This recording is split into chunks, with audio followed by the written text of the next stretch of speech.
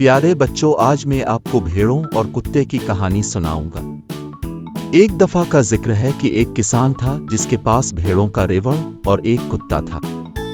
एक दिन कुत्ता धूप में आराम कर रहा था और हड्डी के साथ खेल रहा था। एक भेड़ ने कुत्ते को आराम करते हुए देखा और कहा कि कुत्ता सारा दिन धूप में आराम करता है और हम हर रोज मेहनत करते हैं। उसने बाकी तमाम भेड़ों को भी यही कहा।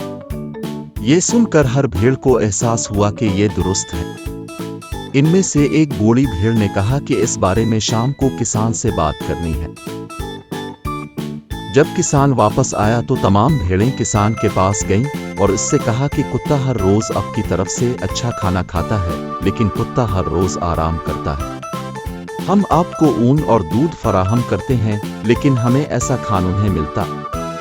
किसान ने 1 मिनट सोचने के बाद इत्तेफाक किया कि भेड़ की बात दुरुस्त है।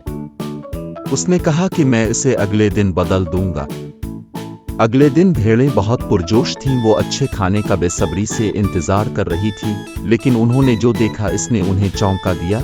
वहां कोई खाना नहीं था, बल्कि किसान खेत से दूर जाते हुए कुत्ते को अपने साथ ले गया।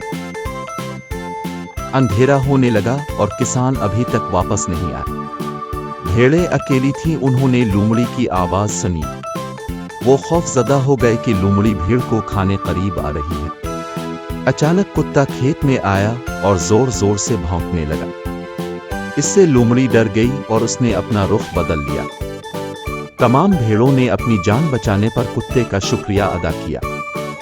कुत्ते ने पूछा, क्या तुम्हें अब भी लगता है कि मैं मेहनती नहीं हूं और मैं सुस्त हूं? तमाम भेड़ों ने कहा, नहीं, बिल्कुल नहीं। हम अब जान गए हैं कि अब किसान और हमारे लिए कितने अहम हैं।